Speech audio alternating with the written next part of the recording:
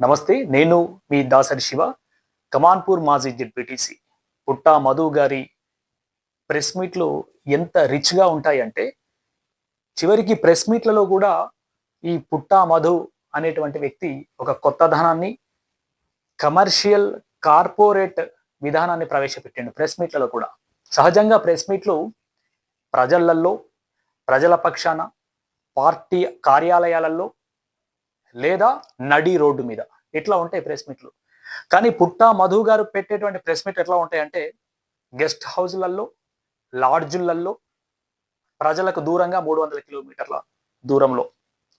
ఈరోజు ఇక్కడ పెట్టినటువంటి ప్రెస్ మీట్ ఎక్కడ పెట్టిండంటే లాడ్జ్లో పెట్టిండండి. అది కూడా పన్నూరు రత్నాపూర్ మధ్యలో ఉన్నటువంటి ఒక వైన్స్ పక్కన ఉన్నటువంటి లాడ్జ్లో కడుపు నిండా భోజనం చేసి, బిర్యానీ తినిపించి పార్టీ శ్రేణులకి. జనరల్గా వ్యాయామం ఎవరు చేస్తారంటే, తిన్న తర్వాత తిన్నది అరక్కపోతే అటు ఇటు నడుచుకుంటూ వ్యాయామం చేస్తారు. ఈయన లాడ్జులలో, గెస్ట్ హౌస్లలో కడుపు నిండా తిని ఆ తిన్నది అరగడానికి ప్రెస్ మీట్లు పెడతాడు. ఎంత రిచ్ ప్రెస్ మీట్లో చూడండి. ప్రెస్ మీట్లు ఎక్కడ పెట్టాలి? ప్రజల పక్షాన, ప్రజల సమక్షంలో ప్రజా సమస్యలపై పెట్టాలి.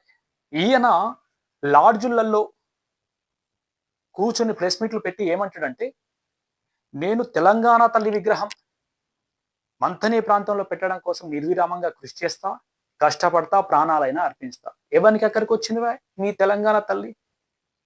మధు, నేనేమంటున్నా, 10 సంవత్సరాలుగా ఉన్నటువంటి మీ టిఆర్ఎస్ ప్రభుత్వం అధికారికంగా తెలంగాణ తల్లిని ఎక్కడా కూడా ఆవిష్కృతం చేయలేదు, ఎక్కడా కూడా నెలకొల్పలేదు తెలంగాణ తల్లి విగ్రహాన్ని.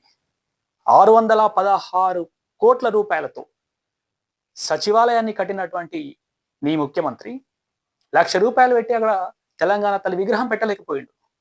కానీ కాంగ్రెస్ ప్రభుత్వం, రేవంత్ రెడ్డి గారి ప్రభుత్వం తెలంగాణ ప్రజల ఆకాంక్ష మేరకి, వాళ్ళ ఆకాంక్షను ప్రతిబింబించే విధంగా తెలంగాణ తల్లి విగ్రహాన్ని ప్రతిష్టాత్మకంగా ఒక వైభవోపేతంగా నెలకొల్పారు సెక్రటేరియట్ ముందు.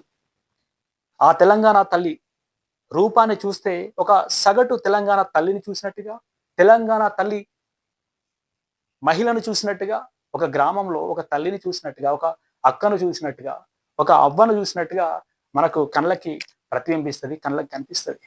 కానీ మీరు గతంలో అక్కడక్కడ నెలకొల్పినటువంటి తెలంగాణ విగ్రహం చూస్తే ఎవరు గుర్తుకొస్తారు? ఆ తెలంగాణ తల్లి, మీరు పెట్టినటువంటి తెలంగాణ తల్లి శరీరం పైన ఏ ఏ ఆభరణాలు ఉంటాయి, ఎట్లా ఉంటాయి? అవునండి, ఒక సగటు తెలంగాణ మహిళ ఏ విధమైనటువంటి ఆర్థిక పరిస్థితి ఉంటుందండి? కానీ మీరు పెట్టినటువంటి తెలంగాణ తల్లికి, టిఆర్ఎస్ వాళ్ళు పెట్టినటువంటి తెలంగాణ తల్లికి వడ్డానాలు, గొలుసులు, రకరకాల ఆభరణాలు. కానీ అతి సామాన్య మహిళగా, ఏ హంగు ఆర్భాటం లేకుండా ఒక సగటు మహిళను తలపించే విధంగా కాంగ్రెస్ పార్టీ పెట్టినటువంటి తెలంగాణ తల్లి విగ్రహం మనకు కళ్ళకు గోచరిస్తుంది. నీ కార్పొరేట్ ప్రెస్ మీట్లు బంద్ చేసి ఇకనైనా కూడా పైనుండి కిందికి దించు, నీ కళ్ళను కానీ, నీ ఆలోచనలు కానీ నేల మీద సాము చేయి.